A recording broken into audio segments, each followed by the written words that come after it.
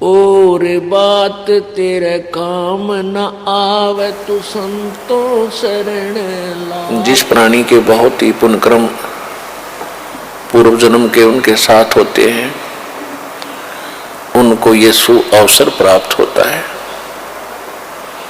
अन्यथा ऐसे अनमोल जीवन को ये प्राणी, मनुष्य जीवन को ऐसे ही माया के जोड़ने में और संसारिक परंपराओं को निभाने में, इसी में नष्ट करके आगे महाकष्ट को प्राप्त होता है। 84 लाख प्रकार के प्राणियों के शरीरों में ना जाने कितने कष्ट उठाता है, जंगलों में भटकता है, भूखा प्यासा, गर्मी सर्दी, इनसे पशु पीछे पड़े रहते हैं, एक पल की चैन नहीं। जिन प्राणियों को ये मानव शरीर प्राप्त होता है, उनके ऊपर परमात्मा की विशेष श्रद्धा होती है। पिछले पुण्य कर्म बहुत ज्यादा उनके संग होते हैं। और मनुष्य जीवन प्राप्त करके जो प्राणी परमात्मा की भक्ति नहीं करते हैं, दुर्भाग्य है उन प्राणियों का। उसका कारण ये होता है कि उनको सत्संग नहीं मिलता, और सत्संग मिले बिना हमें पता नहीं चलता कि हम किस लिए जन्मे थे, हमारा मनुष्य जीवन का कर्तव्य क्या था। अन्य समाज के विचारों से हमने इतना अवश्य जान लिया कि निर्वाह के लिए हमने भरसक प्रयत्न करना चाहिए। यदि हम मेहनत प्रयत्न नहीं करेंगे तो भूखे मर जाएंगे, हमारे बच्चे नहीं पलेंगे। ये तो बात बिल्कुल सही है, लेकिन ये तो है संसार के विचार। अब हमें इस मनुष्य जीवन में यदि इतना ही कार्य करना था तो ये तो पशु पक्षी भी कर रहे हैं। मनुष्य भी अच्छी तरह प्यार से अपने बच्चों को पालते हैं। पक्षी अपने मुख में आहार लेकर आता है, अपने बच्चों को खिलाता है, अपने मुख से निकालकर बाद में स्वयं खाता है। तो हमसे भी ज़्यादा लाड से प्यार से अपने बच्चों की परवरिश पक्षी भी करते हैं, और यही कर्म हम कर रहे हैं। तो मनुष्य जीवन का क्या लाभ हुआ? इतना कर्म नहीं, इतना ही कार्य नहीं था। अब सत्संग में आने से प्राणी को ज्ञान होता है कि मनुष्य जीवन का एक विशेष कार्य था।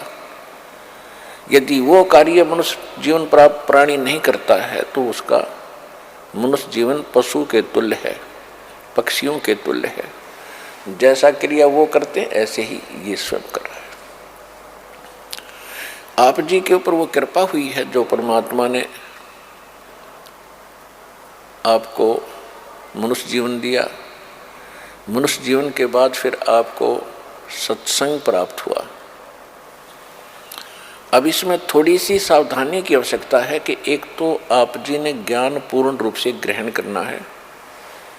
परमेश्वर ने आपको ऐसे स्थान पर लाकर खड़ा कर दिया है कि शायद असंख्य युगों के बाद आपको ये अवसर प्राप्त हुआ होगा। ऐसे स्थान पर ऐसे ज्ञान को प्राप्ति के लिए तुम आए हो, तो इसमें बड़ी सावधानी बरतनी है। ज्ञान ध्यान से ग्रहण करना है। यहाँ सब प्रमाण दिखाए जाते हैं। आपको पहले शिक्षित इसीलिए किया भगवान ने कि आप सदग्रंथों को स्वयं जान सकें, सत्य और असत्य का निर्णय कर सकें। अभी तक हम इसीलिए काल के जाल में फंसे रह जाते थे कि हम इन नकली और असली ज्ञान को नहीं परख पाए, क्योंकि हमें स्वयं ज्ञान नहीं था। तो परमात्मा ने इस कलयुग के इस समय में सबसे पहले हमें ज्ञान ही देना था, और ज्ञान देने के लिए आपको शिक्षित भी करना था। तो अभी 30-40 वर्ष से उरे दास देख रहा है कि कैसी बाढ़ सी आ गई शिक्षा की। छोटे छोटे 3-3 वर्ष के बच्चों को स्कूल भेजना शुरू कर देते हैं माँ बाप। तो परमात्मा की प्रेरणा है, शिक्षा से हम भगवान को पहचान सकते हैं, अन्यथा इस शिक्षा का कोई काम नहीं। अब परमात्मा प्राप्ति के लिए हमने असंख्य जन्म खो दिए, जंगलों में हम गए परमात्मा पाने की प्रेरणा पाकर। सारे जैसा भी हमें कोई मार्गदर्शक मिला, कोई गुरु मिला, उसके आधार से हमने भक्ति साधनाएं भी की, लेकिन हम मुक्त नहीं हुए। मनुष्य जीवन का मूल काम है जन्म और मरण से छुटकारा पाना। जब तक ये नहीं होगा तब तक आप कितनी भक्ति कर लो, जन्म और मृत्यु आपकी सदा बनी रहेगी, सदा कष्ट बने रहेंगे। पुण्य कर्म करोगे स्वर्ग चले जाओगे, पाप करोगे नरक चले जाओगे। स्वर्ग और नरक में पुण्य और पाप दोनों खाली करके फिर आप नए सिरे से पृथ्वी पर किसी पशु पक्षी या मनुष्य की जीवनी यौन शरीर फिर प्राप्त कर लोगे, और उसके बाद फिर से वही पाप और पुण्य आपके इकट्ठे होना शुरू हो जाएंगे। तो ये असंख्य जन्म का ये झंझट हम झेल रहे हैं। अब ये सुअवसर प्राप्त हुआ है कि हम अब परमात्मा का ज्ञान ग्रहण करके जरा और मरण, जन्म और मरण, इनसे छुटकारा पा सकते हैं। उसके लिए एक प्रॉपर तरीका है। कोई भी कार्य हम करते हैं उसकी सफलता के लिए कुछ फार्मूले होते हैं, तो वो कंप्लीट फार्मूला इस दास के पास उपलब्ध है मोक्ष पाने का।